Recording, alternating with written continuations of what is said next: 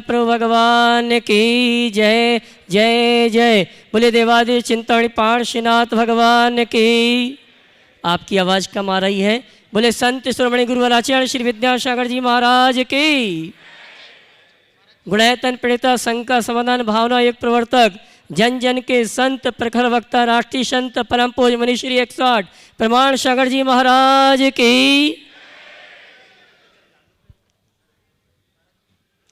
यहाँ आकर पाएंगे ये सार संपूर्ण जैन संस्कृति का और पाएंगे पार अपने जीवन की संपूर्ण विकृति का।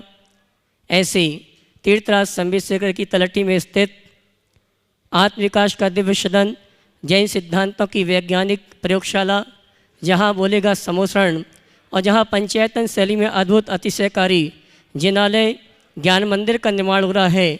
ऐसे गुणायतन से हम और आप टीवी चैनल का बहुचर्चित बहुप्रशंसित विश्वविख्यात शंका समाधान का कार्यक्रम हम और आप प्रारंभ करें। उसके पूर्व प्रतिदिन की भांति हम और आप पारस चैनल प्रमाणिक ऐप और यहाँ पर जो उपस्थित श्रावक श्राविका है उन सभी की ओर से परम पूज्य मुनिवर के श्री चरणों में नमन करेंगे, आशीर्वाद प्राप्त करेंगे और निवेदन करेंगे आज के शंका समाधान के कार्यक्रम के लिए दोनों हाथ जोड़ लें। बोलेंगे हे मुनिवर नमोस्तु, हे गुरुवर नमोस्तु, हे मुनिवर नमोस्तु।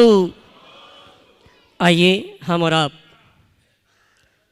शंका समाधान का कार्यक्रम प्रारंभ करें और आज के प्रथम शंका लेके आएंगे श्रीमान विजय जी गंगवाल गुवाहाटी ट्रस्टी गुणायतन और उसके बाद तैयार रहेंगे श्रीमान राय सेठ चंद्र कुमार जी सुनीता बहन जबलपुर।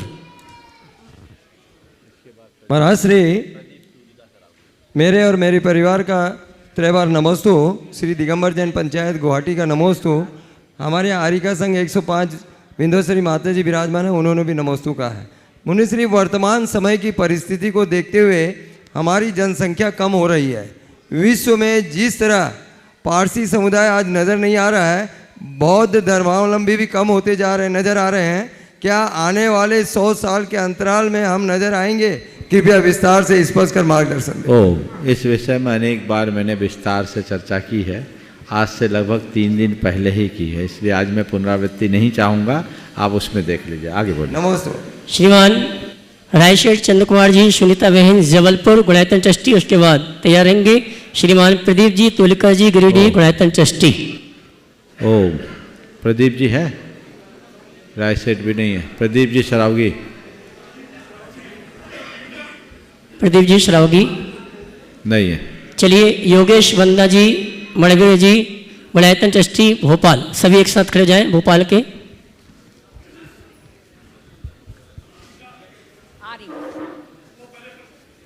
बोलिए आगे। हाँ, सभी को जय जिनेन्द्र। महाराज श्री आपको नमोस्तु।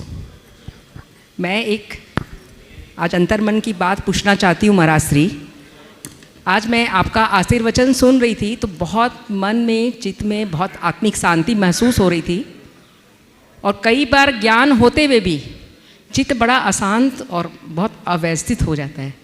तो ये कैसे इसको बस में किया जाए, इसका उपाय बताएं। देखिए, चित्त की व्यग्रता प्रायः लोगों की हो जाती है। आप खड़े रहे 2 मिनट, ये किसी के साथ भी हो सकती। अब अपने व्यग्र मन को शांत कैसे करें, 4 उपाय बताता हूँ। जब भी मन व्यग्र हो तो सबसे पहले प्रवाह का परिवर्तन करें। अच्छा, अर्थात डायरेक्शन को चेंज करें। समझ गए? हम किसी अच्छे काम में लग जाएं, कुछ अच्छा पढ़ने लगे, कुछ अच्छा सुनने लगे, कुछ अच्छी बात करने लगे। इससे हमारा मन थोड़ा डाइवर्ट होता है और मन में जो वेग है वो कुछ अंशों में शांत होता है। दूसरा, हम सम्यक दिशा दर्शन दें, अर्थात अपने मन को कुछ सुझाव दें, खुद के द्वारा खुद को सजेस्ट करें, ऑटो सजेशन करें। ये सम्यक दिशा दर्शन अपने मन को शांत करने का बहुत श्रेष्ठ उपाय।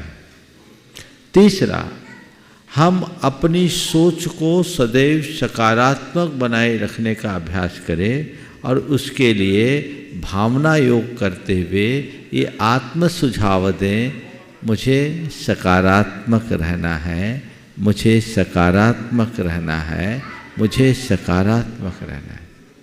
ये संस्कार यदि हमारे अवचेतन मन में गहरे हो जाएंगे तो जब भी चित्त इधर उधर भागेगा उद्वेग अपने आप शांत होगा। और चौथा उपाय जो अपने चित्त की व्यग्रता को शांत करने के लिए है वो सदैव अपने लक्ष्य को सामने रखकर चलना।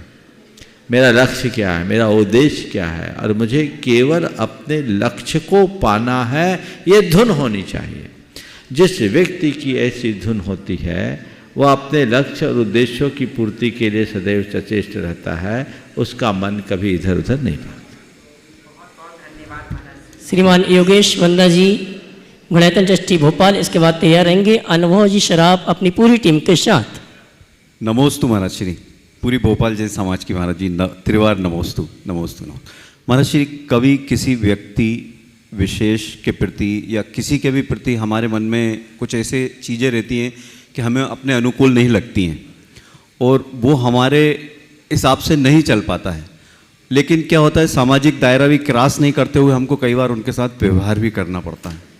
तो ये जो असमंजस है ये कुछ घटित नहीं हो पाता है, इसको कैसे अपन सहन करते हुए व्यवहार आगे बढ़े? कई बार एक ही लाइन में कई तार ले जानी पड़ती है जी महाराज। और दो तार एक लाइन में जाते तो स्पार्किंग होती है जी, लेकिन जब जरूरी है तो क्या करना पड़ता है? टेप लगाना, इंसुलेशन। इंसुलेशन जी, समझ गया? अगर इंसुलेशन हो तो एक ही जगह 100 तार भी रखी जा सकती है। समझ गए? जहां विचारधारा विरुद्ध हो, जहां कोई सहमति न बनती हो फिर भी रहना हो, यानी विसंगति में संगति बिठालनी है, तो सकारात्मकता और सहिष्णुता का इंसुलेशन चढ़ा करके चलो, सुरक्षित बने रहोगे। समझ गए? जी अपने आप को सकारात्मक बनाओ, सहनशील बनो और चीज़ों को नज़रअंदाज करने के अभ्यासी बन जाओ, रास्ता ठीक होगा। नमोस्तु। श्रीमान अनुभव जी शराब अपने पूरे साथियों के साथ, उसके बाद तैयार रहेंगे श्री विद्या प्रमाण संघ दिल्ली के नीरज जी, दीपक जी, शरद जी, विकास जी।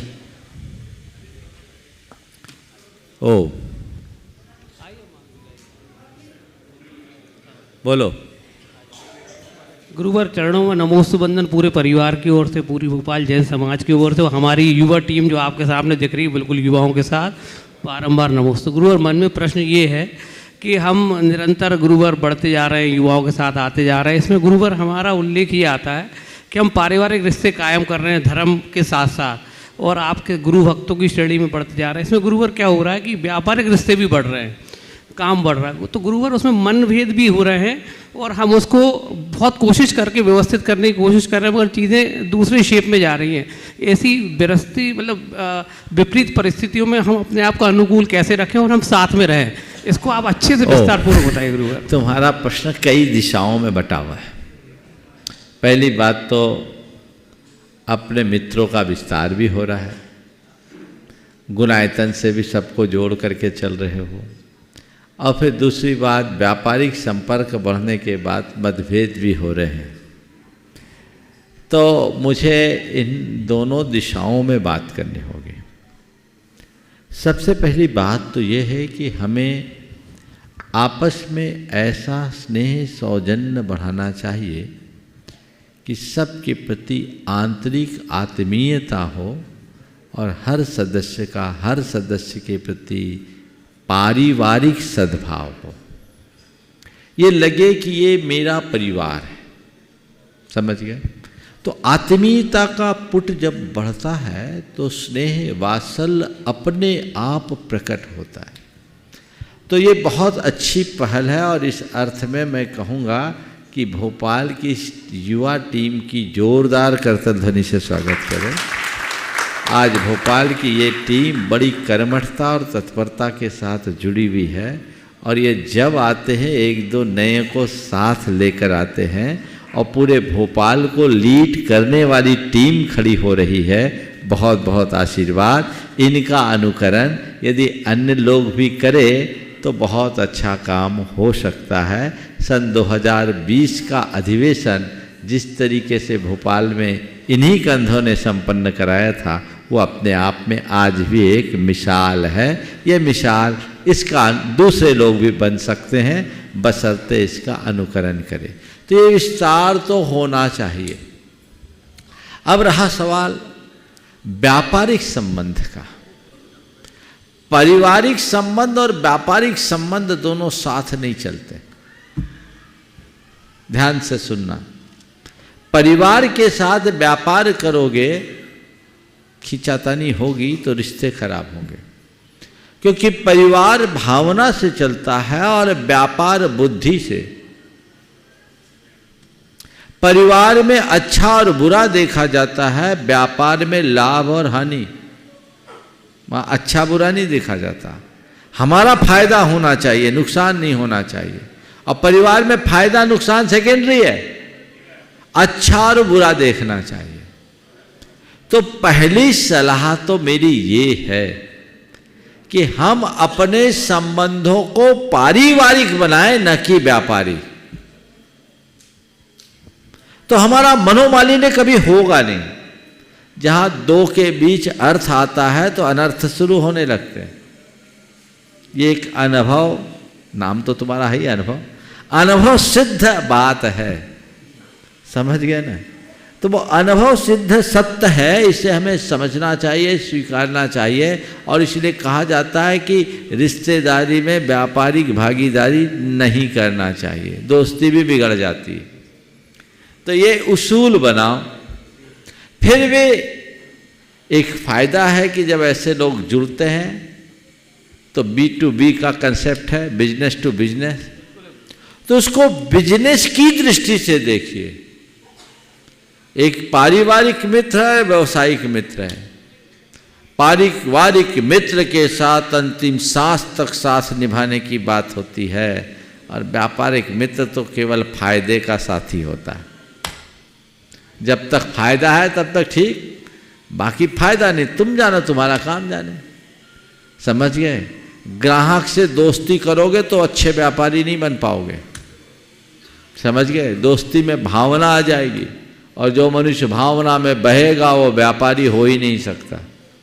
व्यापार सदैव बुद्धि से चलता है और परिवार भावना से संचालित होता है। दोनों को एक साथ जोड़ देने में अनेक विसंगतियां आती।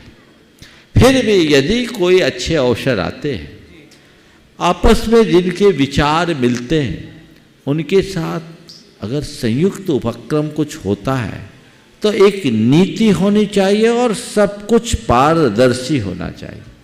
ट्रांसपेरेंसी के साथ यदि आप कोई काम करेंगे तो फिर कोई ऐसी खींचातानी नहीं होगी। क्योंकि ये भी बात सही है कि आज का दौर इंटरडिपेंडेंट है, हमें एक दूसरे पर निर्भर रहना पड़ता है। तो हमें उसके लिए सोच बड़ी रखनी होगी। चीज़ों को नज़रअंदाज करने की क्षमता और बर्दाश्त करने की ताकत रखनी होगी। जो नज़रअंदाज करने में समर्थ नहीं है और जो बर्दाश्त करने के काबिल नहीं है वो किसी के साथ नहीं चल सकता। तो ये दोनों चीजें, सोच बड़ी हो, छोटी बातों को नज़रअंदाज करो और कुछ घुट घट जाए उल्टा पुल्टा, थोड़ा बर्दाश्त करो, तब कुछ कर पाओगे। चाहे तुम अपने दोस्तों के साथ करो या किसी भी व्यापारी के साथ करो। एकदम से लीक पकड़ करके चलोगे तब तो अकेले ही ठीक हो, साथ बहुत कठिनाई से निपटा है। तो ये सूत्र मैंने दिया है, मुझे आशा है ये तुम लोगों के लिए लाभप्रद होंगे और इसी तरह अपने परिवार की व्यवस्था को बढ़ाते रहो, यही आशीर्वाद है।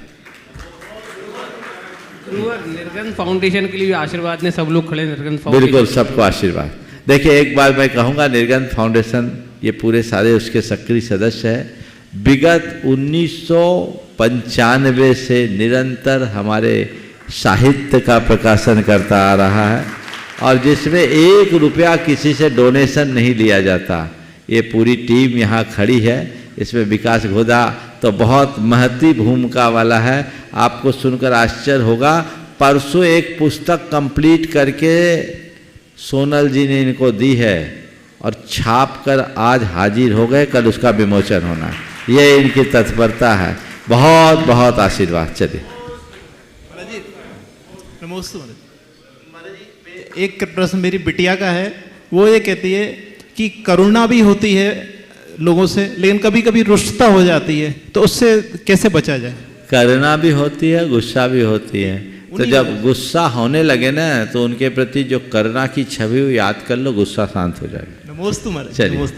हाँ। श्रीमान नीरज जी, दीपक जी, शरद जी, विकास जी, श्री विद्या प्रमाण संघ दिल्ली, उसके बाद तैयार रहेंगे भ्रति श्रावक गुणायतन ट्रस्टी श्रीमान विवेक जी, जय सिंगापुर।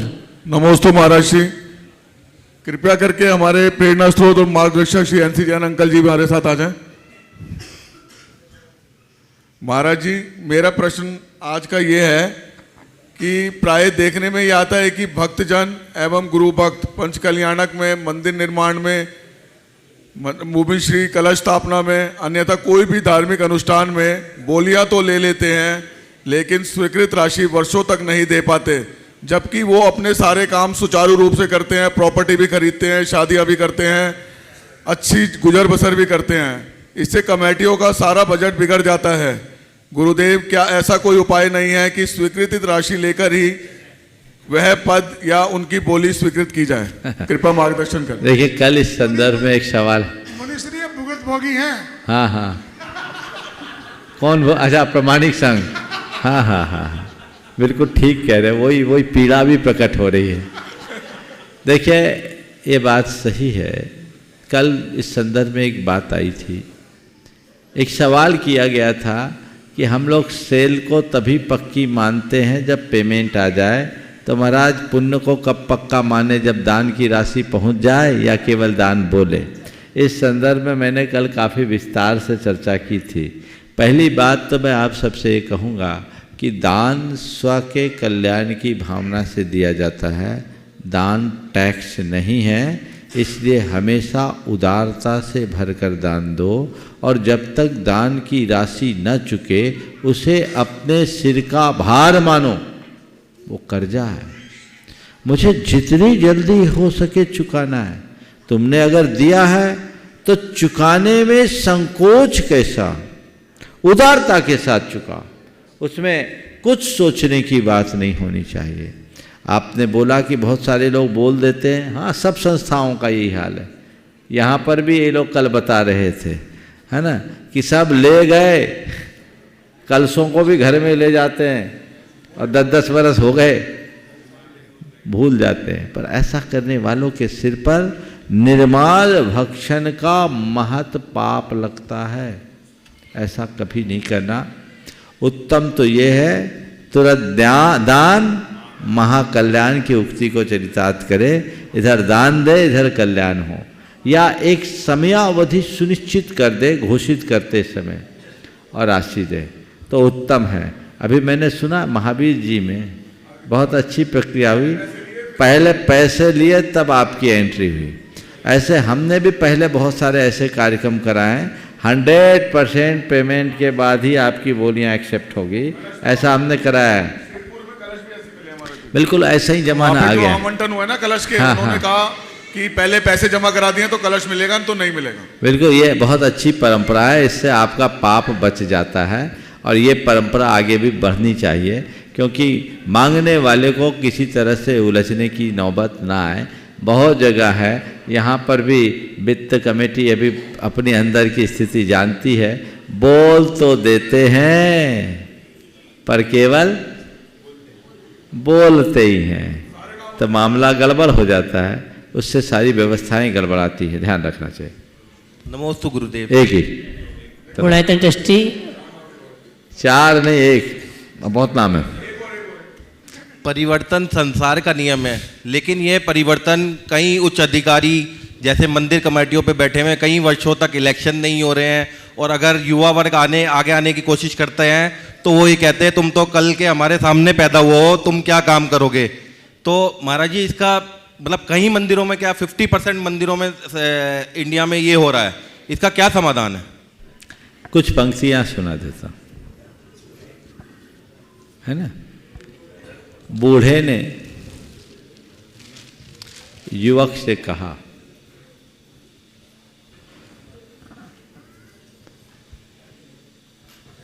जुमा जुमा 8 रोज कल ही तो तुम पैदा हुए थे। मैं 20 साल से सभा का प्रधान, यह सब मैं तुम्हें सौंप दूं, ये मुझसे नहीं हो सकता। अगर तुम्हारे हाथ सौंप दूं तो तुम 3 दिन में सब चौपट कर दो। दूसरी ओर पके पीले पत्ते ने उगती कोपल से कहा, बहन आराम से यहाँ खिलो और खेलो, मैं नीचे की हरी घास में विश्राम करूँगा। पके पीले पत्ते ने उगती कोपल से कहा, बहन आराम से यहाँ खिलो और खेलो, मैं नीचे की हरी घास में विश्राम करूँगा।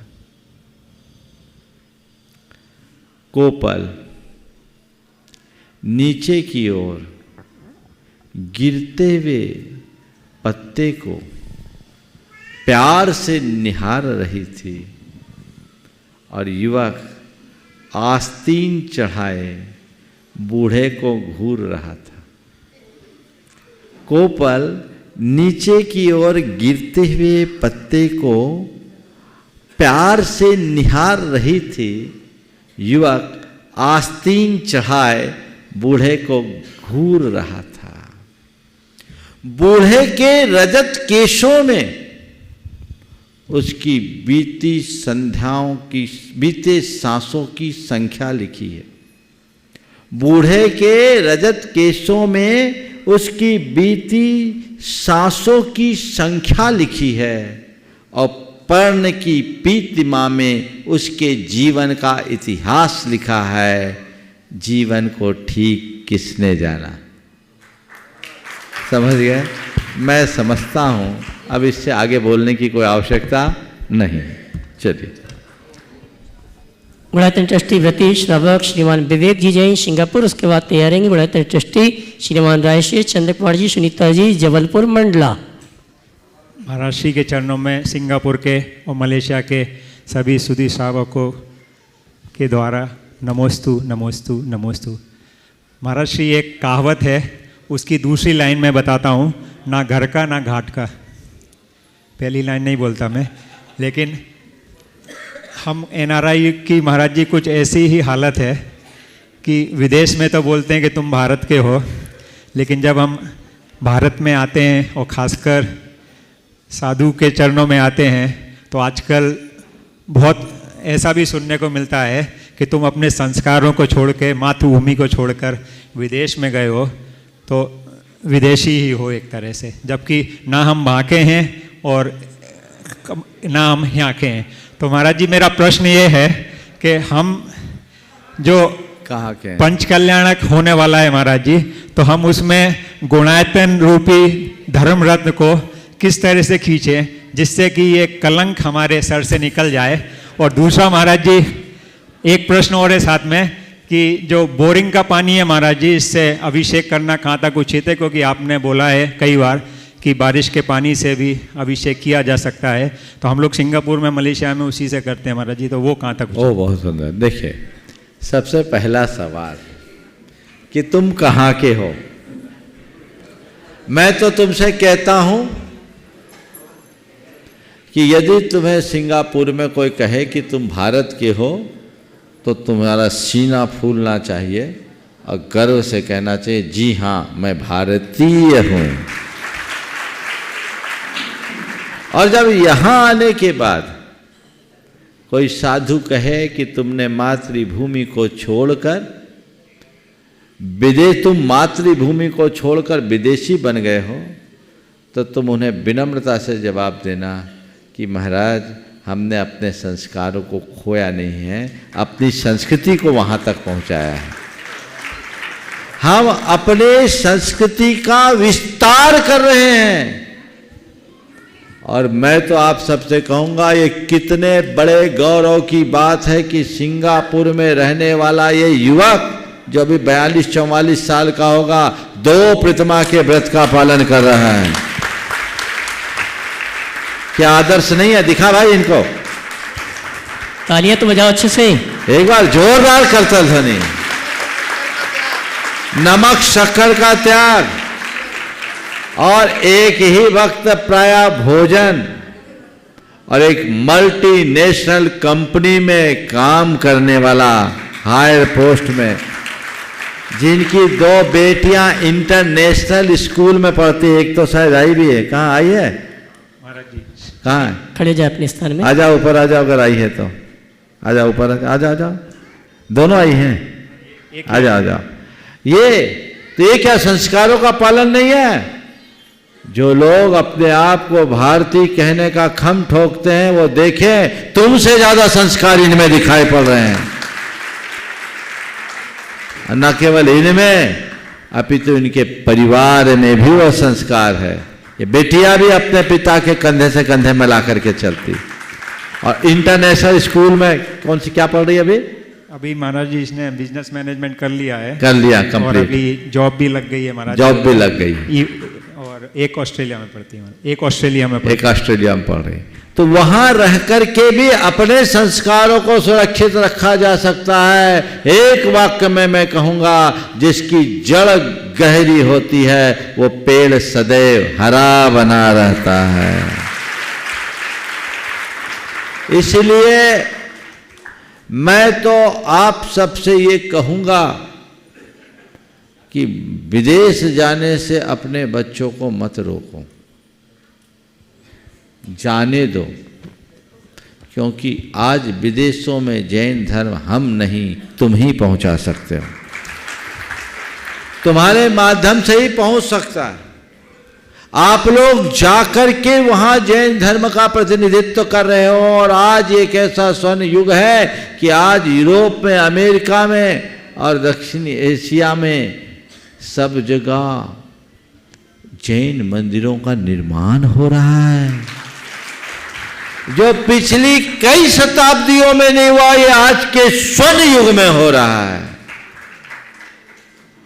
तो जाएं, पर पक्के होकर जाए। आप खुद विशुद्ध भारतीय होगे, तब जाकर आपके अंदर भारतीयता होगी। मैं ये भी देखता हूं कि बहुत सारे लोग वहां बस गए सो वहीं के हो गए। मैं कहता हूं बसना बहना मत। जो बसते हैं वो बढ़ाते हैं और जो बहते हैं वो मिटाते हैं। हमें ऐसे मॉडल चाहिए। अमेरिका में भी ऐसे लोगों का बाहुल्य है जो आज वहाँ दशरक्षण करते, 16 कारण करते, अष्टमी चतुर्दशी को व्रत उपवास करते हैं। तुमसे ज्यादा धर्म का पालन वो करते हैं। तो ये व्यवस्थाएं हैं, सब तरफ हैं। इसलिए कोई विदेशी हो इतना कहना मात्र है उनके लिए उचित नहीं है। तो ये दोनों बातें तो मैंने आपसे कह दी। अब दूसरा जो सवाल था तुम्हारा कि बोरिंग के पानी से अभिषेक करना चाहिए क्या? नहीं, बोरिंग के पानी से अभिषेक करना उचित नहीं है।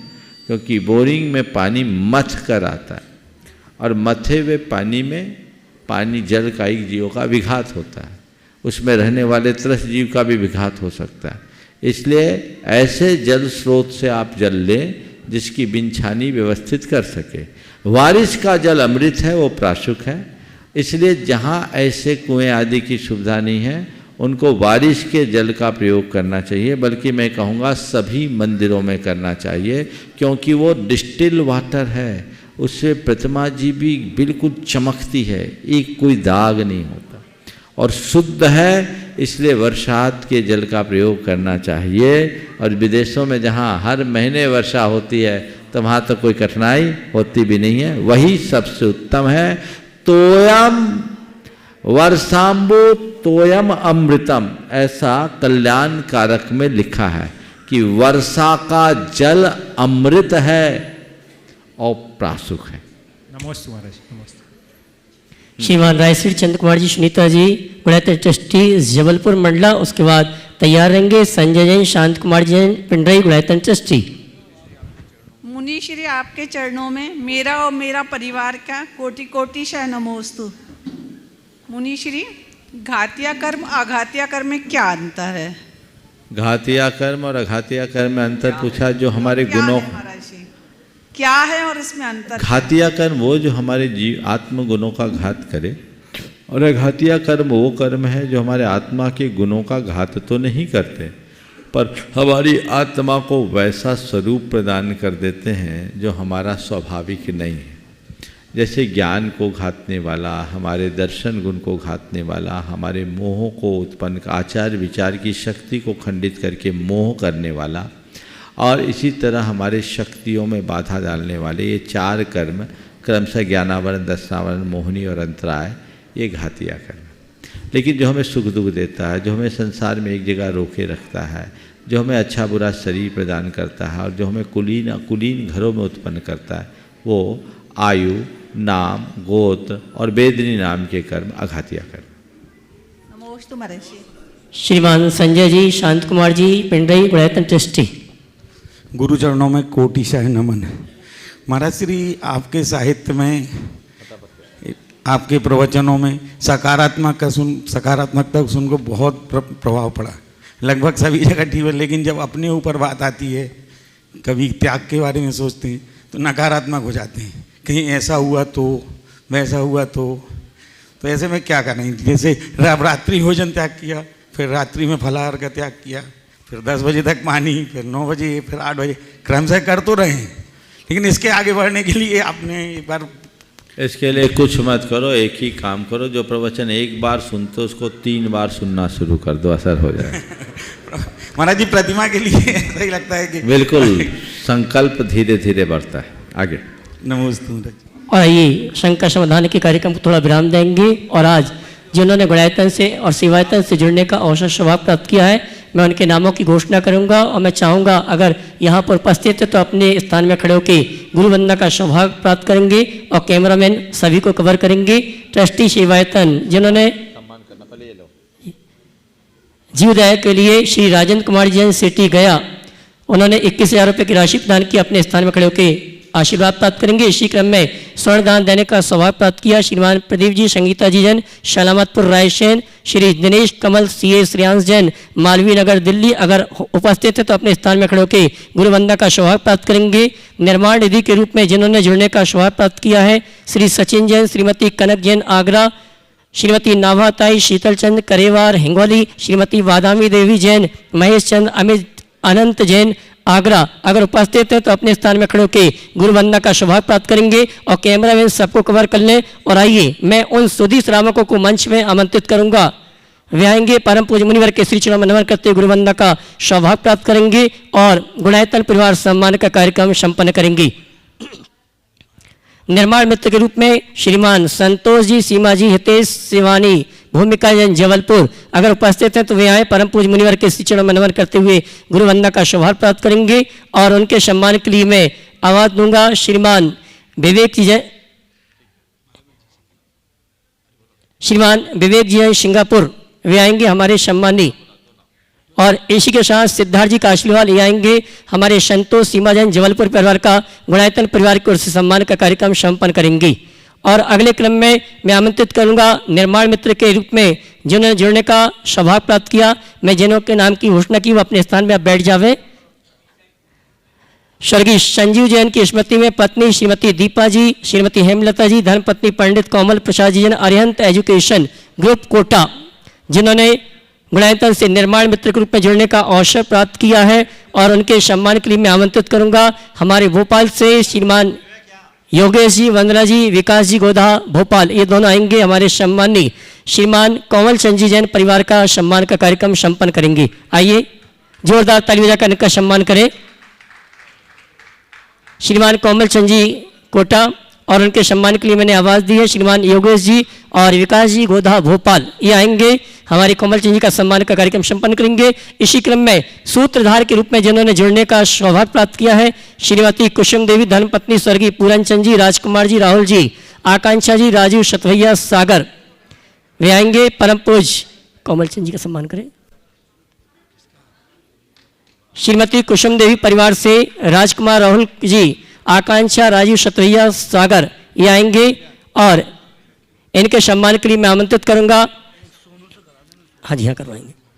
इनके सम्मान के लिए मैं आमंत्रित करूंगा श्रीमान महावीर संघई गुणायतन ट्रस्टी भोपाल और अरविंद जी राजा जबलपुर आएंगे। हाँ जी, स्वर्गीय पूरन चंद जी परिवार, राजकुमार, राहुल जी, श्रीमती आकांक्षा, राजीव सतभैया सागर, और इनके सम्मान के लिए मैंने आवाज़ दी है श्रीमान अरविंद जी राजा और महावीर जी सिंगई गुणायतन ट्रस्टी भोपाल जबलपुर। और आइए इसी क्रम में श्रीमान सुभाष चंद जी जैन फरीदाबाद, जिन्होंने सूत्रधार के रूप में गुणायतन से जुड़ने का सौभाग्य प्राप्त किया है, और उनका सम्मान ग्रहण करने के लिए मैं आमंत्रित करूंगा हमारे श्रीमान कमलेश जी को। वे आए, सुभाष जी का सम्मान स्वीकार करें श्रीमान कमलेश जी, और उनके सम्मान के लिए मैं आवाज़ दूंगा श्रीमान अखिलेश जी सतभैया। आइए अखिलेश जी सतभैया और उनके साथ राजेश जी, पूनम जी जैन पुणे। आइए सुभाष चंद जी जैन फरीदाबाद और उनका सम्मान ग्रहण करने के लिए आमंत्रित आवाज़ दे रहा हूँ श्रीमान कमलेश जी फरीदाबाद, वे आएंगे, सुभाष चंद जी का सम्मान स्वीकार करेंगे। इसी क्रम में स्तंभ के रूप में गुणायतन से जुड़ने का सौभाग्य प्राप्त किया है श्रीमान राजेंद्र कुमार जी, श्रीमती सुशीला देवी जैन लखनऊ एम्पोरियम जबलपुर, जिन्होंने गुणायतन में स्तंभ के रूप में जुड़ने का सौभाग्य प्राप्त किया है और सेवायतन के ट्रस्टी बनने का भी इन्होंने आज सौभाग्य प्राप्त किया है। जोरदार ताली बजाकर इनका सम्मान करें। और इनके सम्मान के लिए मैं आमंत्रित करूंगा पूरनमल जी सेठी और श्रीमान राय सेठ जी, चंद कुमार जी, गुणायतन ट्रस्टी जबलपुर। सुभाष चंद जी का सम्मान आप ले लीजिए ना, आप लीजिए ना। श्रीमान सुभाष चंद जी का सम्मान ग्रहण करने के लिए श्रीमान कमलेश जी फरीदाबाद उपस्थित हैं, जोरदार ताली बजाकर सम्मान करें। श्री राजेंद्र कुमार जी, श्रीमती सुशीला देवी लखनऊ एम्पोरियम जबलपुर, इनके सम्मान के लिए मैंने आवाज़ दी है हमारे श्रीमान पूरनमल जी सेठी और साथ में राय सेठ चंद कुमार जी, गुणायतन ट्रस्टी जबलपुर।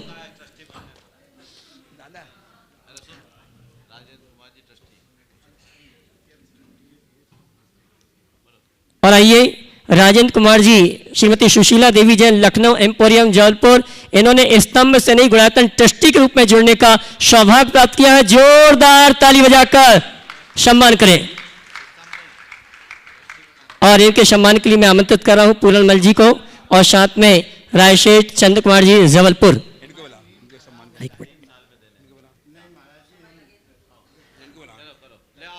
और आइए इसी क्रम में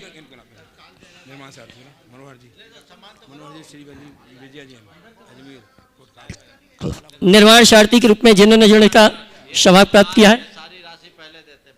और मैं ये कहना चाहूंगा राजेंद्र जी की एक विशेषता है कि ये काम बाद में करते हैं, राशि सबसे पहले देते हैं। जोरदार ताली बजाकर इनका सम्मान करें। और निर्माण सारथी के रूप में मनोहर जी, श्रीमती विजया जैन अजमेरा कोट खाबदा जयपुर, वे आएंगे और हमारे गुणायतन का सम्मान स्वीकार करेंगे। और उनके सम्मान के आमंत्रित करूंगा श्रीमान मुकेश जी पाटोदी, शिव संरक्षक गुणायतन, और श्रीमान सुनील जी जैन विलाला ट्रस्टी गुणायतन अध्यक्ष मालवा क्षेत्र, ये आएंगे और हमारे श्रीमान मनोहर जी का सम्मान का कार्यक्रम संपन्न करेंगे। इसी क्रम में बोलती मार जी मुकेश जी और सुनील जी विलाला, ये दोनों आएंगे, सम्माननीय हमारे मनोहर जी का सम्मान का कार्यक्रम संपन्न करेंगे। आइए मुकेश जी और सुनील जी नजर नहीं आ रहे हैं। मैं श्रीमान पन्नालाल जी वेनाडा गुणायतन ट्रस्टी, उनको आमंत्रित करूंगा हमारे सम्माननीय निर्माण सारथी का सम्मान करने के लिए। आइए जोरदार ताली बजाकर उनका सम्मान करें। इसी क्रम में गुणायतन ट्रस्टी के रूप में जिन्होंने जुड़ने का सौभाग्य प्राप्त किया है श्रीमान देवेंद्र कुमार जी, श्रीमती सुनीता जी, निर्मल कुमार जी, निर्मला जी, देवांशु हिमांशु जैन शुजालपुर, हमारे बीच उपस्थित हैं। मैं चाहूंगा वे आए परम पूज्य मुनिवर के श्री चरणों में नमन करते हुए। और और इनके सम्मान के लिए आमंत्रित करूंगा हमारे अनुभव जी को।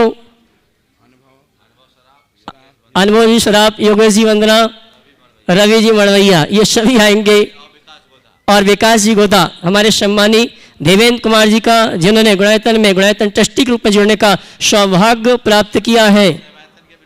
और मैं ये कहना चाहूंगा, देवेंद्र कुमार जी सेवायतन की भी ट्रस्टी है, लेकिन आपकी तालियों की अनुमोदना नहीं आ रही है। जोरदार ताली बजाकर सम्मान करें। संजीव जी अलंकार, ये भी आ जावे हमारे गुणायतन ट्रस्टी का सम्मान करने के लिए।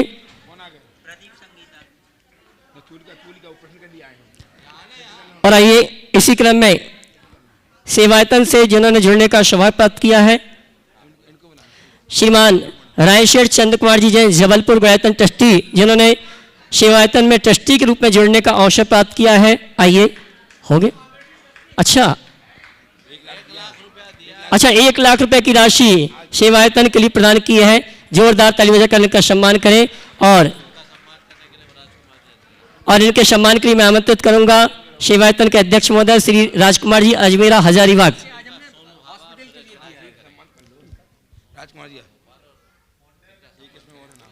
हाँ जी, इनके सम्मान के लिए सोनू जी भामा भोपाल ये आएंगे। और अजय जी जैन, जैन को भोपाल, सोनू भामा पार्षद भोपाल, और अजय जी जैन को गुणायतन ट्रस्टी भोपाल ये आएंगे हमारे सम्मानी। हो गया ना इनका तो।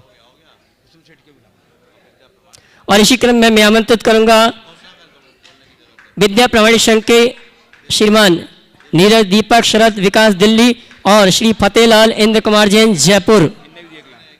और इन सभी ने 1-1 लाख रुपए की राशि सेवायतन के लिए प्रदान की है। जोरदार ताली बजाकर का सम्मान करें।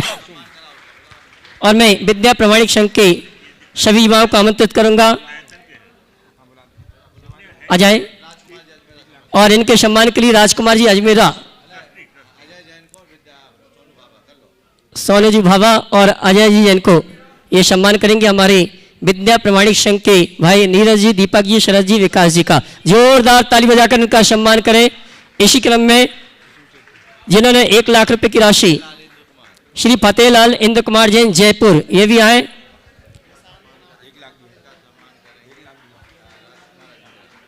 और इनके सम्मान के लिए आवाज दूंगा हमारे सेवायतन के अध्यक्ष श्रीमान राजकुमार जी अजमेर हजारीबाग और सुनील जी अजमेरा, ये दोनों आएंगे। हमारे सम्मानी श्री फतेहलाल जी इंद्र कुमार जी जैन, उनका सम्मान का कार्यक्रम सेवायतन परिवार की ओर से संपन्न करेंगे।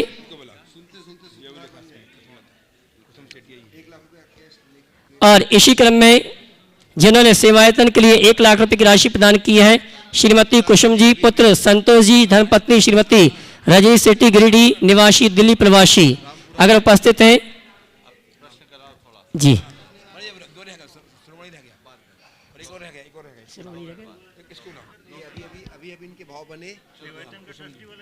हाँ जी, हो गया। सूत्रधार बनने के लिए अभी मेरे पास एक नाम आया है, श्रीमती कुसुम जैन, रामपुरा सागर से, अगर उपस्थित हैं। प्रदीप जी, दीपाली जी, प्रांजल जी, वैशाखिया परिवार, अगर उपस्थित हैं तो वे आए। परम पूज्य मुनिवर के श्री चरणों में नमन करते हुए गृहबंधन का सौभाग्य प्राप्त करेंगे। आइए सब। मनोज जी कन्नौज और अखिलेश जी सतवैया ये आएंगे, हमारे सम्मान का कार्यक्रम संपन्न करेंगे। मनोज जी कन्नौज और अखिलेश जी सतवैया। और आइए बंधुओं, ये सम्मान का क्रम चल रहा है। मैं आप सभी से कहना चाहूँगा, कल दोपहर में 1 बजे से भव्य पिछिका परिवर्तन का महामहोत्सव है और 1 बजे से 5 बजे तक जिनवाणी चैनल पर का कार्यक्रम दिखाया जाएगा और 2 बजे से आदिनाथ चैनल में कार्यक्रम दिखाया जाएगा। साथ ही 12 और 13 दिसंबर को हम और आप परम पूज्य मुनिवर के सानिध्य में तीर्थराज संवेद की परिक्रमा करने का सौभाग्य प्राप्त करेंगे। 12 दिसंबर को प्रातःकाल अभिषेक के पश्चात ये परिक्रमा प्रारंभ होगी। परिक्रमा मार्ग में आहारचर्या होगी। सायंकालीन शंका समाधान का कार्यक्रम नीमिया घाट में संपन्न होगा और 13 तारीख को पुनः परिक्रमा प्रारंभ होगी, जिसका समापन गुणायतन में होगा और 13 दिसंबर की आहारचर्या गुणायतन में संपन्न होगी। और आइए अपनी बात रखने के लिए मैं आमंत्रित करूंगा श्रीमान पूरणमल जी शेट्टी,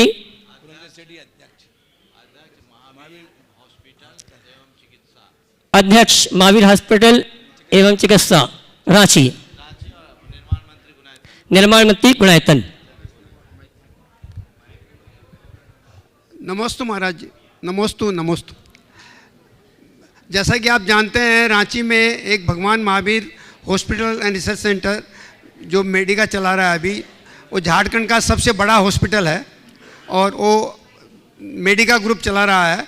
उसी संस्था में हम लोगों ने एक जैन बच्चों के लिए, जैन लड़कियों के लिए एक हॉस्टल शुरू किया है, जो कि काफ़ी सब्सिडाइज रेट में उनको हम लोग वहाँ रहने का, खाने पीने का सब सुविधा देते हैं। मेरा आप लोगों से अनुरोध है कि आप लोगों के यहाँ जो भी बच्चियाँ रांची में आके पढ़ती हैं उनको वहाँ आप भेज सकते हैं, उनकी हम लोग अच्छा से देखभाल करते हैं।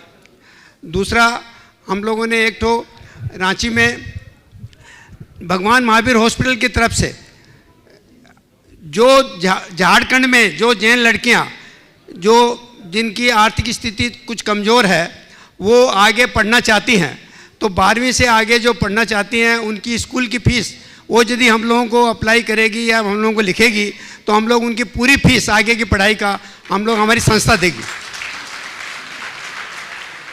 साल में 3 लाख 4 लाख रुपया लगता है उसका। हम लोगों ने बहुत से बच्चों का इस तरह से वहाँ दिया है और वो लोग आज MBA IPS हो गया, उनके 20 लाख 15 लाख से 20 लाख रुपए की सैलरी उनको मिल रही है। तीसरा, हमारा अभी हम लोगों ने एक तो रांची में जो मेडिका हॉस्पिटल है उसके बगल में जो अटेंडेंट लोग आते हैं मरीजों के, उनके लिए हॉस्टल चालू किया है। 85 बेड का हॉस्टल चालू किया है, भवन, जैन भवन जिसको कहते हैं, महावीर भवन। उसमें हम लोग 100 रुपया में बेड उपलब्ध कराते हैं उनको।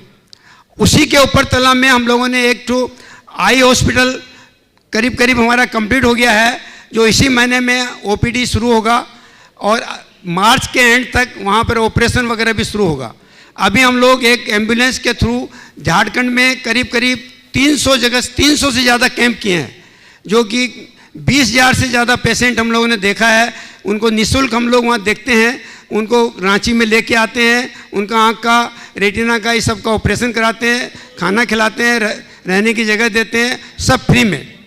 हमारा जो हॉस्पिटल बन रहा है भगवान महावीर आई केयर के नाम से, उसमें भी जो मोतियाबिंद का जो ऑपरेशन होगा वो सबके लिए फ्री होगा, चाहे कोई भी हो, और वो पूरे 12 महीना काम करेगा। और OPD हमेशा OPD भी फ्री रहेगा, हॉस्पिटल में ऑपरेशन वगैरह भी सब फ्री रहेगा। यह सब महाराज प्रमाण सागर जी के आशीर्वाद से सब हो रहा है।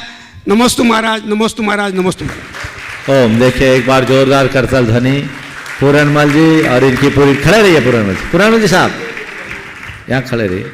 आप देख रहे हैं लगभग 80 वर्ष की उम्र को पार करने वाले हैं और अभी भी कितनी तत्परता के साथ जुड़े हुए हैं। एक बार जोरदार करतल ध्वनि से इनका अभिनंदन होना चाहिए। ये लोग बहुत अच्छा कार्य कर रहे हैं। अभी वहाँ पर एक बच्चियों के लिए छात्रावास का संचालन इन्होंने किया है। वहाँ अभी मुझे इन्होंने बताया अभी हमारे पास सीट खाली है। आप अपने बच्चों की भविष्य को अगर सुरक्षित रखना चाहते हैं तो ज़रूर ये उपक्रम करना चाहिए। अन्य भी जो योजनाएं इन्होंने बताई बहुत अच्छी है और ये समाज से कुछ लेते नहीं है, समाज को दे रहे हैं। गुणायतन और सेवायतन के लिए जो एम्बुलेंस है वो भी इन्हीं लोगों ने यहाँ पर दिया है, जो पूर्णतः सुसज्जित फुल इक्विप्ड एम्बुलेंस है। बहुत उदारता के साथ हर कार्य में तत्पर रहते हैं। समाज को चाहिए कि ऐसे लोगों की इन प्रतिभाओं का सही सम्मान करे और उनके योगदानों की सराहना करे। बहुत बहुत आशीर्वाद। चलिए हाँ। और आइए अगले प्रश्न के लिए श्रीमान राजेश जी, पूनम जी, गुणायतन ट्रस्टी, पुणे। हाँ चलिए। नमोस्तु गुरुदेव।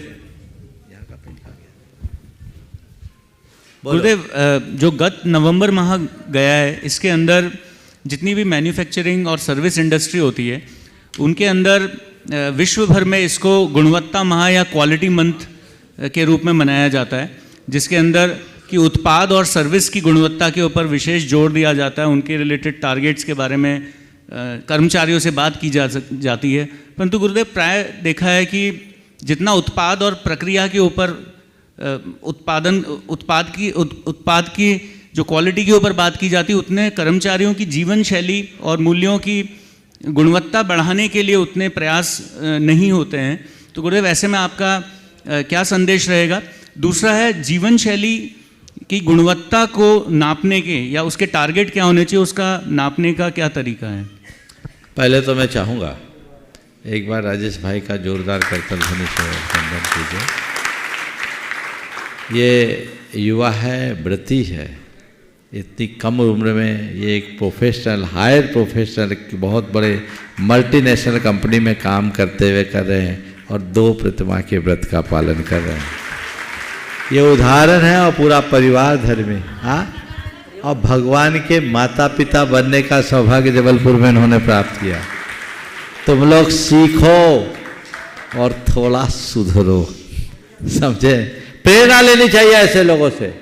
उम्र पक जाने के बाद भी जिनकी लालसा नियंत्रित नहीं होती, वो खुद के भीतर झांक कर देखे, विचार करे कि आखिर मैं क्या कर रहा हूँ। और इसके साथ ही भावना योग के प्रचार प्रसार में इनकी बहुत बड़ी भूमिका, बहुत बड़ा योगदान है। ये निरंतर कई कारपोरेट हाउसेस में और कई स्कूल्स, कॉलेज और शैक्षणिक संस्थानों में इन्होंने भावना योग को बहुत सफलतापूर्वक संपन्न कराया है और निरंतर उसको आगे बढ़ा रहे हैं, इसलिए बहुत बहुत आशीर्वाद। अब जो सवाल है तुम्हारा कि हम कोई भी कार्य करें तो कंपनीज में उत्पाद के साथ कर्मचारियों के जीवन शैली को या उनके स्किल को और उनके जीवन को ऊंचा उठाने का उपक्रम नहीं होता। इस संदर्भ में मेरी राय, मैं तो ये कहता हूँ, अगर कर्मचारी का जीवन स्तर ऊंचा उठेगा तो कंपनी अपने आप आगे बढ़ेगी। सोच को थोड़ा बदलना चाहिए, क्योंकि कर्मचारी अच्छे से खाएगा, पिएगा, रहेगा तो अच्छा सोचेगा और तभी वो अच्छे तरीके से काम भी कर पाएगा। इसलिए प्रत्येक उद्यमी को अपने कर्मचारियों को केवल कर्मचारी की नज़र से नहीं देखना चाहिए, उसे अपने जीवन का एक अंग मान करके चलना चाहिए, अपने संस्थान का एक हिस्सा बना करके चलना चाहिए, तभी वो आगे बढ़ सकते हैं।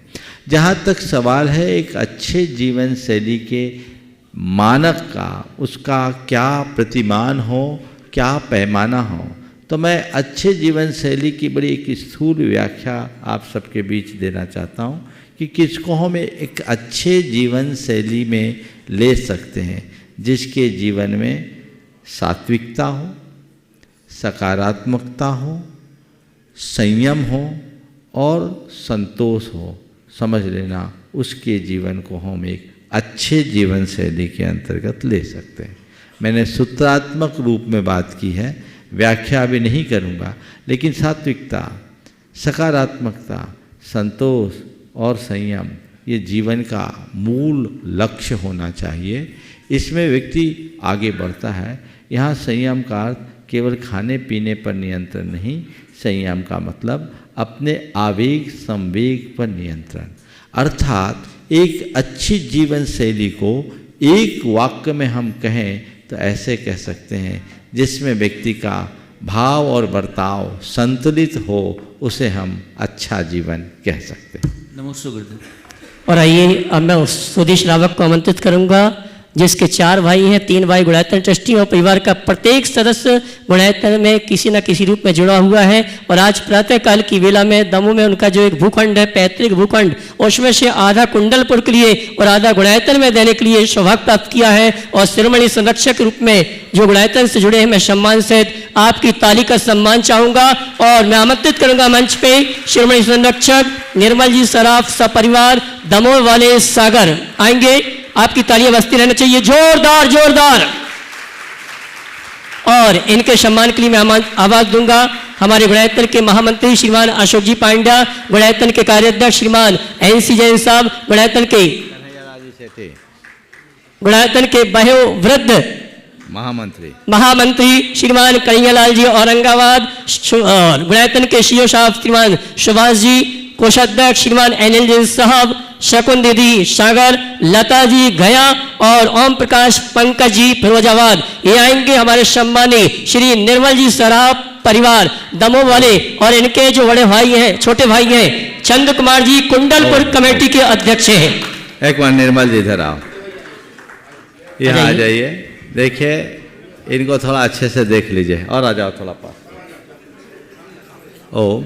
हाँ, ये निर्मल जी हैं, बहुत ही भावना से जुड़े हुए हैं, 1997 से निरंतर हमारे संपर्क में हैं और ये पहले शख्स हैं पूरे गुणायतन में जिसके परिवार का नवजात शिशु भी गुणायतन का सदस्य है।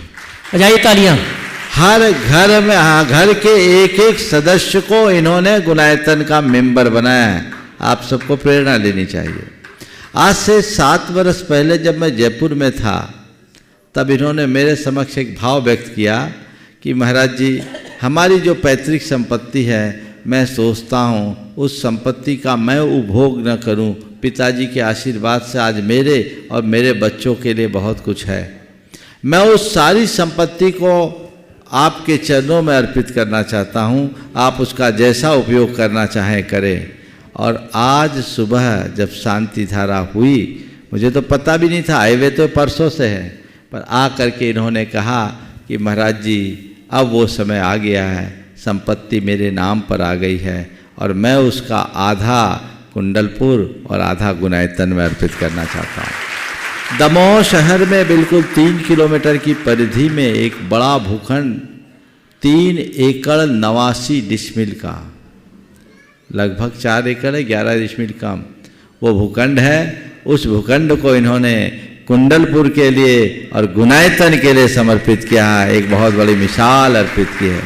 ये शिरोमणि नहीं, इनकी तो स्थिति उसकी और बढ़ के है। शिरोमणि का तो इन्हें सम्मान दिया गया है और सब बोलते हमें कुछ नहीं चाहिए, हमें तो अर्पित करना है। लेकिन नहीं, निर्मल जी, आपने अपने पूरे परिवार को जोड़ा है, तो मैं चाहता हूँ तुम्हारी पीढ़ियाँ भी जुड़ी रहे और जितने शिरोमणि हैं उनकी पीढ़ी दर पीढ़ी गुणायतन में प्रतिनिधित्व बना रहेगा। इसलिए आज आपने अपनी पीढ़ियों को भी जोड़ लिया।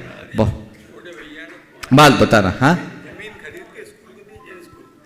बहुत सुंदर। मैं बता रहा हूँ, और इनके साथ इनके छोटे भाई चंद्र कुमार जी शराफ और तरुण शराफ, ये तीनों गुणायतन के ट्रस्टी हैं, उन लोगों का भी बहुत योगदान है। चंद्र कुमार शराफ जो भी कुंडलपुर कमेटी के अध्यक्ष हैं, उनका भी इस कार्य में बहुत बड़ा योगदान है। मैं उनको भी यहाँ से आशीर्वाद देता हूँ। और सबसे बड़ी बात, इस पूरे कार्य में इनके बेटों की, बहुओं की और नाती पोतों की भी पूर्ण अनुमोदना है। उनको खुशी है। मैंने पूछा कि भाई तुम लोगों की तरफ से, बोले महाराज जी, पिताजी जो कर रहे ठीक है, वो हमारे लिए जो दिए उसमें से भी दे दे तो हमको कोई दिक्कत नहीं, हमें लायक बना दिया, ये क्या कम है। काश लोगों की ऐसी सोच हो जाए तो सारी माथा फोड़ी ही खत्म हो जाए। बहुत बहुत आशीर्वाद। ऐसे व्यक्ति का जोरदार करतल ध्वनि से स्वागत होना चाहिए। और ये निर्मल जी का सम्मान घोषणा हुई है। परम पूज मुनिवर के सानिध्य में आगामी 22 फरवरी से 27 फरवरी तक 108 अरिहंत प्रतिमाओं का पंचकणक प्रतिष्ठा महोत्सव का आयोजन है। और इन प्रतिष्ठित प्रतिमाओं के साथ 28 फरवरी से 8 मार्च तक 108 मंडली सिद्ध चक्र महामंडल विधान का भी आयोजन किया जाएगा। जो भी इस अनुष्ठान में सम्मिलित होना चाहते हैं, आप पारस चैलेंज और प्रमाणिक एक में जो नंबर चल रहे हैं, उन नंबरों में संपर्क करके आप सौधर में ईशान सनत कुमार भगवान के माता पिता आदि बनने का सौभाग्य प्राप्त कर सकते हैं। मुख्य मंडल के साथ साथ जो शेष मंडल हैं उनके लिए राशि रखी गई है 3,11,000 रुपये की, और सामान इंद्र के लिए 51,000 रुपये की राशि रखी गई है। आप अपने आने की सूचना पारस चैलेंज प्रमाणिक एक में देख के आप ये सौभाग्य प्राप्त कर सकते हैं। पुनः एक बार सभी की सूचना है, बड़े पंचकणक के पहले 22 फरवरी से 27 फरवरी तक 108 अरिहंत प्रतिमाओं का पंचकणक प्रतिष्ठा महोत्सव का आयोजन है। माइक चालू करना भैया। बोलो। देखिए, अभी पुजारी जी आपके बीच एक घोषणा कर रहे थे। आप लोग सोच रहे होंगे ये अचानक क्या हो गया। बिल्कुल पंचकल्याणक तो यहाँ होना ही, और पंचकल्याणक की प्रतीक्षा में आप सब लोग हैं। मैं भी यहाँ आया हूँ पंचकल्याणक के लिए, लेकिन अभी कहीं कुछ पुण्य पतला सा पड़ रहा है ऐसा मुझे लगा, लेकिन फिर आप सबके पुण्य ने उछाल मारा है। अभी मुख्य पंचकल्याणक तो उसमें कुछ प्रतीक्षा है। ओम मुख्य ओम। महिलाओं को पगड़ी नहीं, महिलाओं को मुकुट पहनाओ। ये गलत परंपरा चला दी आप लोगों ने पगड़ी पहनाने की। जो हमारी परंपरा वही रखो, है ना। तो मैं कह रहा था, तो अभी पंचकल्याणक की बात आ रही है। गुणायतन का मुख्य पंचकल्याणक अति शीघ्र जैसे ही यहाँ की कमेटी गुरुदेव का आशीर्वाद लेकर आएगी, शीघ्र उसकी तिथि आप सबके बीच घोषित कर दी जाएगी। तिथि भी तय है, पर जब तक हम गुरुदेव का आशीर्वाद यहाँ प्राप्त नहीं ले कमेटी न करे, तब तक उसकी औपचारिक घोषणा हम नहीं चाहेंगे। लेकिन इस बीच एक पुण्य लाभ आप सबको मिला। संवेदाचल विकास कमेटी के अंतर्गत रहने वाले पावन धाम मंदिर, चोपड़ा कुंड मंदिर और भरत कुसुम मोदी भवन में जब गुणायसन से संबद्ध हो जाने के बाद वहाँ कुछ योजना बनी, कुछ बिंबों की प्रतिष्ठा वहाँ के निमित्त हो रही, और उसी क्रम में 108 अरहत प्रतिमा की भी यहाँ प्रतिष्ठा होने वाली है। तो ये भव्य पंचकल्याणक प्रतिष्ठा महोत्सव जो तिथि आज आपको बताई गई 22 फरवरी से 27 फरवरी तक यहीं सम्मेद शिखर जी में गुणायतन में होने वाला है। उसके लिए जिसको लाभ लेना अभी से अपना मानस बना के तैयार रहे। ये पंचकल्याणक अत्यंत भव्यता के साथ जो बृहद पंचकल्याणक है उसकी पूर्व भूमिका के रूप में संपन्न होगा, और उसके उपरांत 28 तारीख से 8 मार्च तक अष्टानिका के पावन अवसर पर सिद्ध चक्र महामंडल का 108 मंडलीय विधान भी यहाँ आयोजित है। सब 108 मंडलीय विधान की बहुत दिनों से प्रतीक्षा थी। बहुत सारे लोगों के नाम तो अभी औपचारिक घोषणा के पूर्व ही आ चुके। 22 नाम मेरे पास थे, यहाँ से कमरे तक गया तो 3 नाम मुझे रास्ते में बताए, 25 नाम हो गए।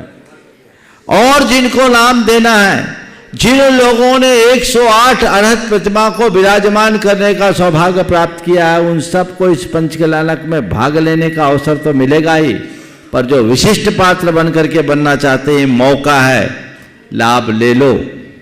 क्योंकि यहाँ हमारे सानिध्य में एक ही सौधर्मिंद बनने, एक ही माता पिता, एक ही विधि नायक होंगे। तो यहाँ लाभ लो, और यहाँ लेकर के जिनको आगे काम करना वो अभी लाभ ले लो, और जो अभी लाभ ले ले वो आगे काम कर ले। ऐसी व्यवस्थाएं हैं। तो जिन्हें भी करना है 2-4 दिन में आपको सूचना मिल जाएगी कि कब पात्रों का चयन होगा और किस रीति से होगा। लेकिन इस मंच के माध्यम से आज उसकी घोषणा हो गई है, तो आप सब इसके लिए अपना मानस तैयार करें। 108 जिन बिंब और अन्य अनेक जिन बिंबों की प्रतिष्ठा यहाँ होगी जो बहुत भव्यता के साथ संपन्न होगी, और उन्हीं जिन बिंबों के माध्यम से 108 मंडलीय सिद्ध चक्र महामंडल विधान का बृहद स्तरीय अनुष्ठान संपन्न होगा। अब तक 84 मंडल तक तो हुए, 108 का अब योग बन रहा है। तो जिनको विधान में अपनी भागीदारी रखनी है उसकी सूचना आपको बता दी गई। समिति से संपर्क करके शीघ्रातिशीघ्र इसका लाभ उठाया जा सकता है। चलिए, और आइए अगले प्रश्न के साथ साथ गुणायतन परिवार की ओर से अपनी बात रखने के लिए आमंत्रित करूंगा हमारे गुणायतन के यशस्वी महामंत्री श्रीमान अशोक जी पांड्या गिरिडीह, और उसके बाद तैयार रहेंगे हमारे गुणायतन के कार्याध्यक्ष श्रीमान NC जैन साहब दिल्ली। आज की शंका समाधान के सत्र में उपस्थित सबों को मेरी गुणायतन और श्री सेवायतन परिवार की ओर से सादर जय। आप सभी पधारे आज के शंका समाधान में। हमारे लिए बड़े गौरव की बात है। गुणायतन, दोपहर के सत्र में भी हमने गुणायतन के बारे में लंबी चौड़ी चर्चा की, योजनाओं के बारे में आपके सामने रखा, हमारी क्या योजनाएं चल रही हैं, उन योजनाओं की क्या स्थिति है, आने वाले 2023 के दौरान उन योजनाओं के पूरे होने की क्या संभावनाएं हैं, ये सारी बातें आपके सामने रखी। और मैं समझता हूँ कि आज की इस धर्म सभा में उपस्थित सबों को ये पूरा इसके बारे में ध्यान हो गया होगा कि गुणायतन अपनी गति से आगे बढ़ रहा है। ये बातें तो एक अलग है। आज की सभा में मैं एक ही बात कहना चाहता हूँ।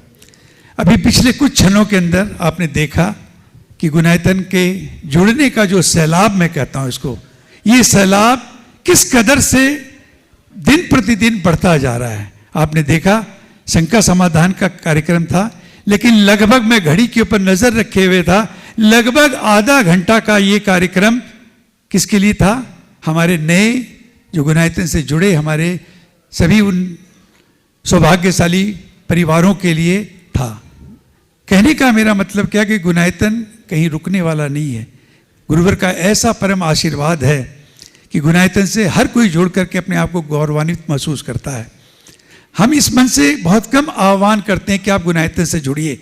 लोग स्वतः इस गुणायतन से जुड़ने का अपना सौभाग्य का इंतजार करते हैं। देखिए आज की शंका समाधान की सभा, दिन में एक हमारी साधर्मी बहन ने कहा था, शायद पन्नालाल जी बेनाड़ा ने भी ये बात इशारे में कही कि ये प्रवचन हॉल गुणायतन के लिए निश्चित ही बहुत छोटा है। देखिए कितनी बड़ी भीड़, लोग खड़े भी हैं।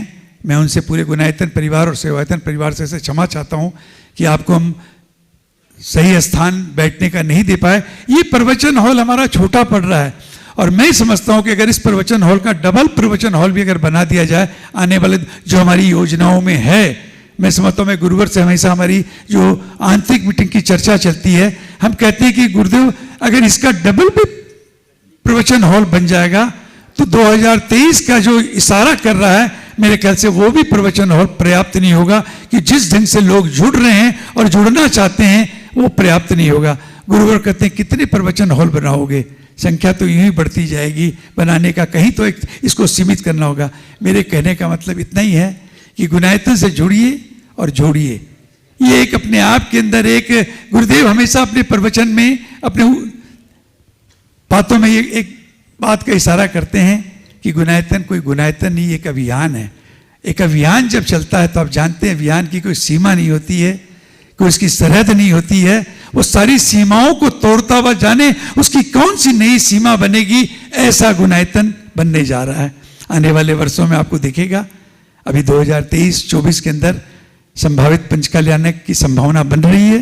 गुरुदेव ने भी कहा कि गुणायतन की कमेटी आचार्य भगवंत के चरणों में जाएगी, उनका आशीर्वाद जब लेके आएगी तो मैं समझता हूँ कि आने वाले कुछ ही हफ्तों के अंदर ये प्रोग्राम बन जाएगा।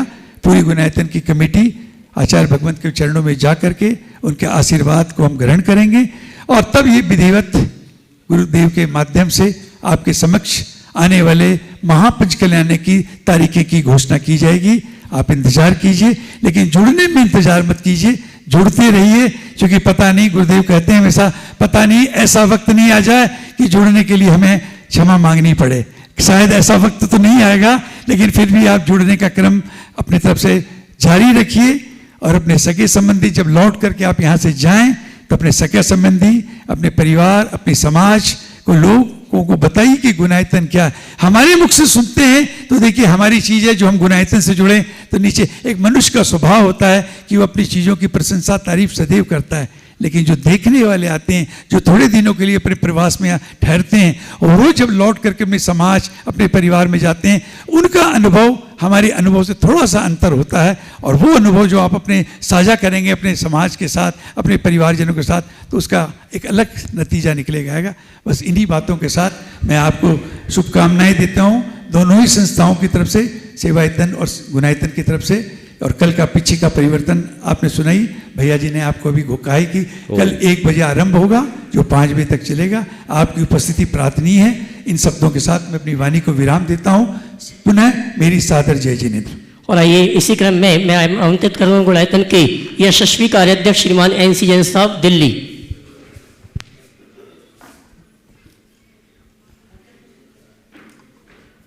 मुनिश्री के चरणों में त्रय बार नमोस्तु करता हुआ, मुनिश्री मुझे कुछ सूचना देनी है। अभी भाई अशोक जी ने कहा कि जल्दी गुणायतन की कमेटी मुनिश्री से परमिशन लेकर आचार्य श्री का आशीर्वाद लेने जाएगी। तो इसी के तहत जो गुणायतन मैनेजमेंट कमेटी, जो हमारी एक मैनेजिंग कमेटी है, उसका गठन किया गया और ये कमेटी जब तक पंचकल्याण पूरा नहीं होगा तब तक कार्यरत रहेगी। कमेटी के नामों की मैं घोषणा कर रहा हूँ। हमारे 3 मार्गदर्शक हैं। प्रथम मार्गदर्शक श्री प्रशांत जी जैन, HDFC वाले, आप सब जानते हैं। दूसरे श्री DK जैन साहब, जो रिटायर्ड चीफ सेक्रेटरी महाराष्ट्र सरकार के और अभी भारत सरकार के लोकायुक्त हैं। और तीसरे श्री देवेंद्र जैन, जो मैनेजिंग डायरेक्टर है भोपाल की दिलीप बिल्ड कंपनी के। 3 लोग हमारे मार्गदर्शक हैं।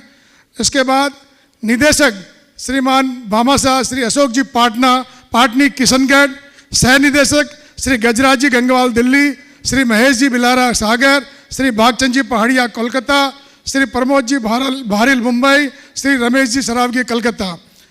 अध्यक्ष श्रीमान विनोद जी काला कोलकाता, कार्याध्यक्ष मैं शिवम NC जैन दिल्ली, समन्वयक श्री महावीर जी गंगवाल हाथीगोला गुवाहाटी, उपाध्यक्ष श्री अनिल जी जैन दुर्गापुर, श्री अतुल जी लाधानी बक्सरा गुजरात, श्री राजेंद्र जी गन्नौर दिल्ली, श्री ललितेश जी जैन फिरोजाबाद, श्री अनिल कुमार जी सेठी हजारीबाग, श्री अरविंद जी राजा जबलपुर, श्री प्रदीप जी भदौरा टीकमगढ़।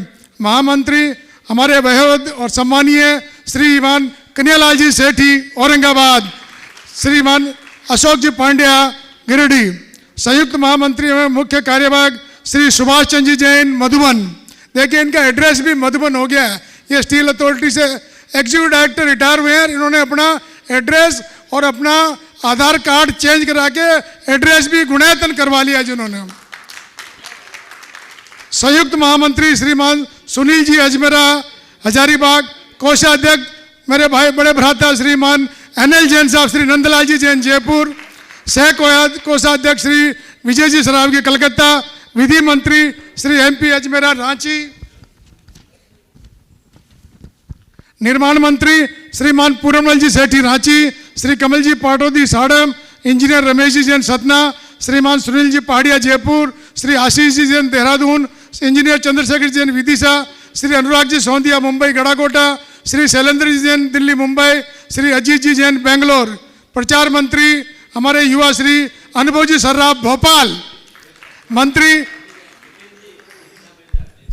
निर्माण में श्री विपिन जी अहिंसा बिल्डर दिल्ली, मंत्री श्री ऋषभ जी जैन मिर्जापुर, श्री राय सेठ चंद कुमार जैन जबलपुर, श्री राजेश जी जैन पुणे, श्रीमती चंद्रकला पाटनी रांची, श्रीमती लता विजय जी गंगवाल गया, ब्रह्मचारिणी सुकुंदी जी सागर।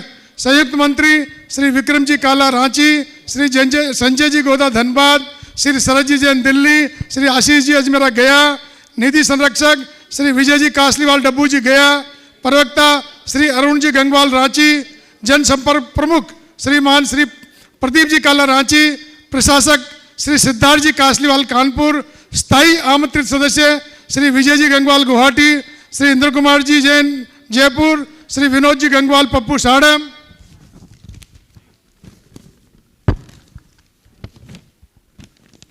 श्रीमान PL बेनाडा साहब, श्री प्रमोद जी जैन सागर, श्री सुनील कुमार जी जैन देहरादून, श्री वीरेंद्र जी छाबड़ा कोडरमा, श्री अजीत जी सेठी कोलकाता, श्री अशोक जी पांड्या कोलकाता, श्री असित जी बेनाडा कोलकाता, श्री प्रदीप जी गंगवाल धुलियान, डॉक्टर प्रद्युमन जी जैन दिल्ली, श्री कपूर सिंह जी जैन कोटा, श्री हरी जी जैन कागजी दिल्ली।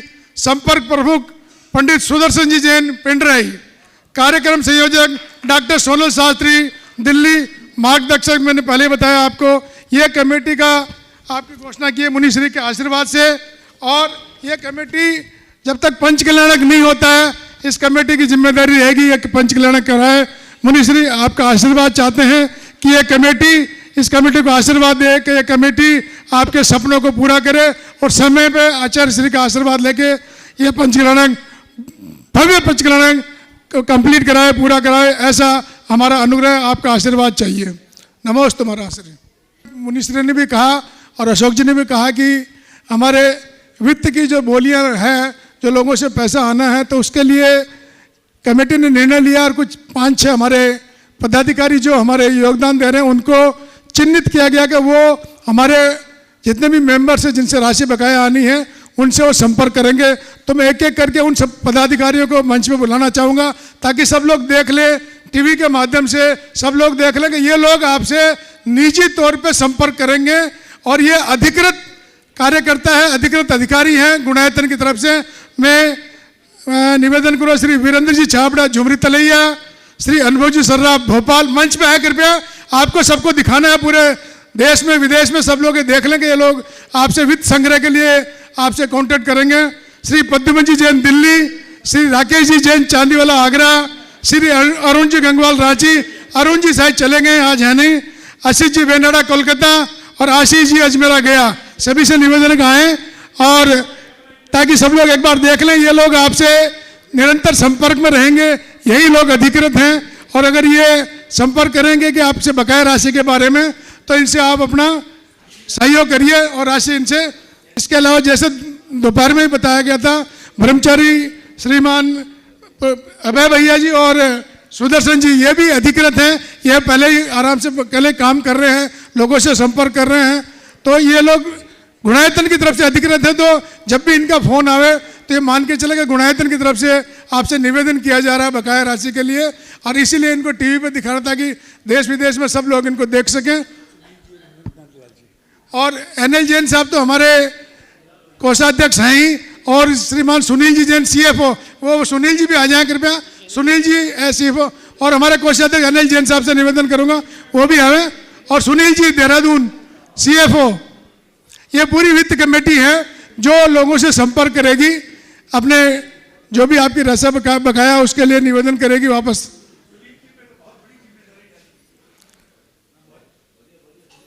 हाँ, सुनील जी देखिए, सुनील जी के ऊपर सबसे बड़ी जिम्मेदारी, सबसे ज्यादा मेंबर्स इन्हीं को दिए गए हैं रिकवरी के लिए, और ये अपने स्टेट बैंक से रिटायर्ड AGM हैं, तो इनके कंधों में जिम्मेदारी ज्यादा रही है, यहीं कार्यरत हैं। तो सब लोग एक बार पुनः निवेदन कि ये लोग आप लोगों से संपर्क करेंगे, और जैसा अशोक जी ने भी निवेदन किया, एनएल जैन साहब ने भी निवेदन किया, मुनीश ने भी कहा, एक प्रश्न के बारे में बताया गया उत्तर में कि आप जो भी राशि बकाया है उसको जल्दी से जल्दी देने की कोशिश करें, और अन्य लोग संपर्क में रहेंगे आपसे। अब मैं हम सबके आशीर्वाद के लिए गुरुदेव से निवेदन कर रहा हूँ, गुरुदेव हमें आशीर्वाद देकर के हमारा उत्साह वर्धन करें। देखिए, पिछली परिवर्तन की पूर्व संध्या में आज प्रतिवर्ष की भांति गुणायतन का अधिवेशन हुआ। मुझे बेहद प्रसन्नता है कि आज गुणायतन के अधिवेशन के क्रम में बहुत सारे निर्णय लिए गए, और पूरी कमेटी ने बहुत तत्परता और कटिबद्धता के साथ प्रतिबद्धता के साथ इस गुणायतन की योजनाओं को संपूर्ण करने का संकल्प लिया, और अन्य योजनाओं को क्रियान्वित करने के अनेक प्रस्ताव पारित किए। आज मुख्य रूप से 7 प्रस्ताव यहाँ पारित हुए हैं। मुझे उम्मीद है कि ये सभी प्रस्ताव शीघ्र पूर्ण होंगे, जिससे यहाँ का सर्वतोमुखी विकास होगा और योजनाएं शीघ्र पूर्ण होगी। आज इन सब में एक जो आज आप सबके बीच इन लोगों को यहाँ उपस्थित किया गया है, ये एक बहुत अच्छे प्रयोजन से प्रेरित होकर के किया गया है, ताकि आप लोगों के लिए ये कुछ विशिष्ट पुण्य लाभ दे सके।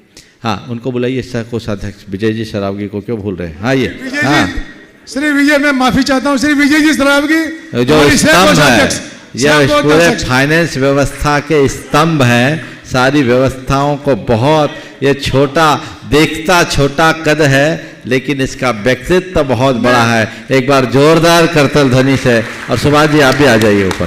विजय इधर आ जाओ। हाँ जी, मैं क्षमा चाहता हूँ, इनका नाम मैं पहले भूल गया। तो ये एक जिम्मेदारी इनके कंधों पर दी गई है। ये लोग आपसे संपर्क करेंगे, तो ये मत सोचना कि ये आपसे तकादा कर रहे हैं, अपितु ये सोचना कि हमें पाप से बचाकर पुण्य कमाने का अवसर दे रहे हैं। ये आपको केवल स्मरण दिलाए, मांगने की तो नौबत ही नहीं आनी चाहिए। दान दिया जाता है, दान मांगा नहीं जाता। अगर आपने दान दिया है तो आपका कर्तव्य है कि बिना मांगे मैं पहुंचाऊं, उसकी तो प्रतीक्षा ही नहीं करो कि कोई मुझसे मांगे और मैं दूं। तो ये भाव होना चाहिए, और इस भाव को आगे बढ़ाते हुए आगे काम करना है। लेकिन इस व्यवस्था को देखकर हमारे प्रांतीय अध्यक्ष ये न सोच ले कि हमारा काम हो गया। मुझे जहाँ तक दिख रहा है, यहाँ 3 प्रांतीय अध्यक्ष दिख रहे हैं, एक योगेश जी बंदना, एक सुनील जी बिलाला, और अखिलेश जी सदभैया, और विजय जी गंगवाल, 4 इंद्रचंद जी जयपुर। आ जाइए ऊपर, चारों पांचों जितने हैं, और भी अगर प्रांतीय अध्यक्ष यहाँ हों, मुझे पता नहीं, वो आए। आपकी जिम्मेदारी पूरी है, और आपके क्षेत्र के साथ आ जाइए सुनील जी भी।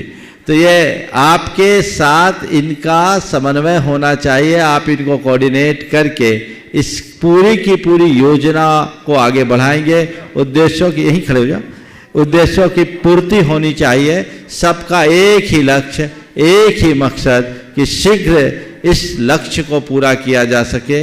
ये एक अच्छा सुअवसर आप सबके लिए मिल रहा है, और इससे गुणायतन का गौरव भी बढ़ेगा, आप सबका भी गौरव बढ़ेगा।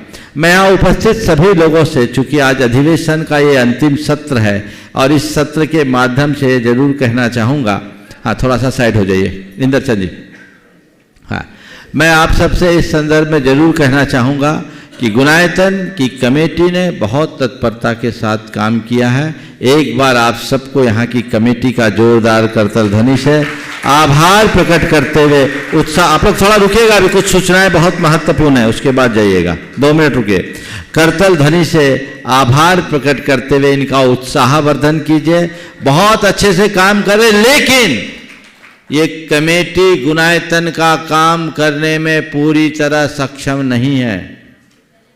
गुणायतन का काम बहुत बड़ा है, ये तब पूरा होगा जब आप लोग कदम से कदम मिलाकर, कंधे से कंधे मिलाकर के इनका योगदान देंगे, इनका साथ निभाइए। मैंने अनेक बार कहा है कि गुणायतन महज एक प्रोजेक्ट नहीं, एक अभियान है। उसकी पूर्ति तभी होगी जब एक एक व्यक्ति इसके साथ जुड़ेगा। तो मैं आप सबसे कहूँगा, जुड़िए, जोड़िए, जुटिए और लोगों को जुटाइए। ये पुरुषार्थ आप सबका होना चाहिए। हर व्यक्ति यदि एक दूसरे के साथ जुड़ने और जोड़ने की भावना को चरितार्थ करके काम करेगा तो इसके बहुत अच्छे सुपरिणाम आएंगे।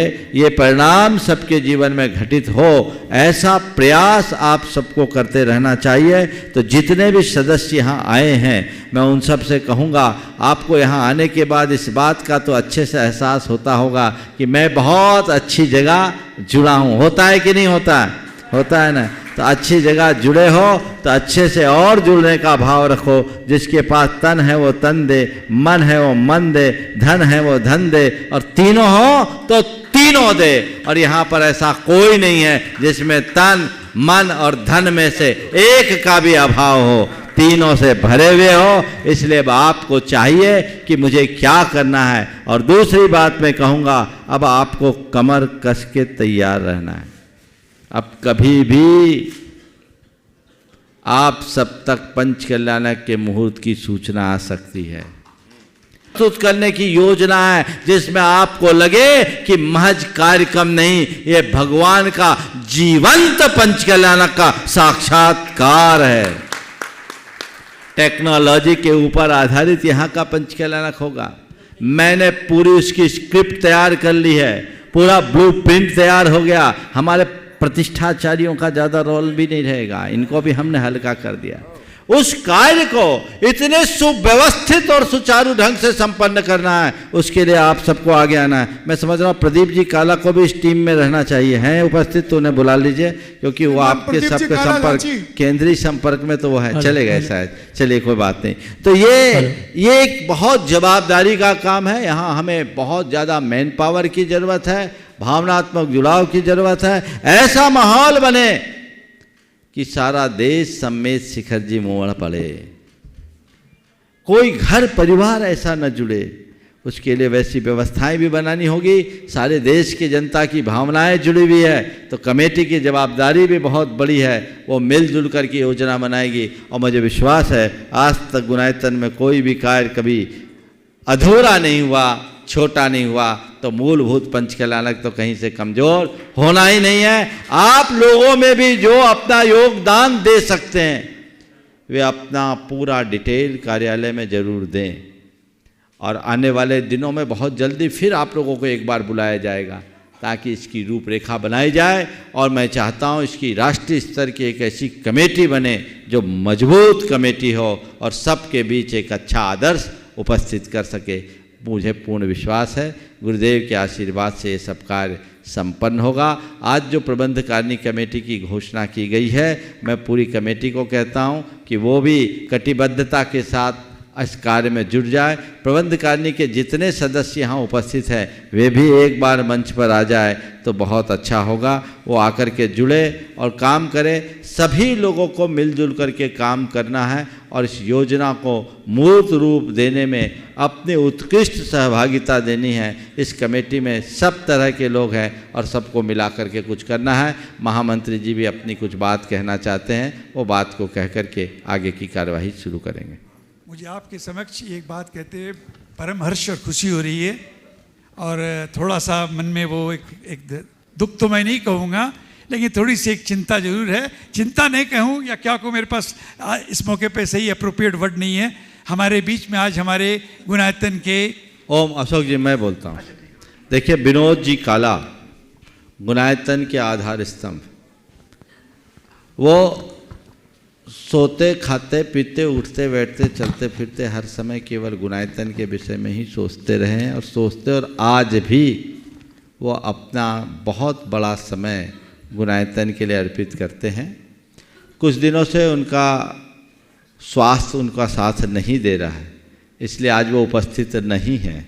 मैं तो चाहूँगा एक बार यहाँ से सारे लोग अपनी सद्भावना उन तक प्रेषित करें और ये भावना भाई कि वो जल्दी पूरी तरह स्वस्थ होकर पूर्व की भांति अपनी कमान को संभाल कर काम करते रहे। और मुझे उम्मीद है बहुत जल्दी वो वापस अपने पुराने ऊर्जा और उत्साह के साथ यहाँ उपस्थित होंगे। ऐसी भावना आप सबको भी भाते रहनी है और आगे बढ़ना है। बहुत बढ़िया। नमस्ते गुरुवर, नमस्ते।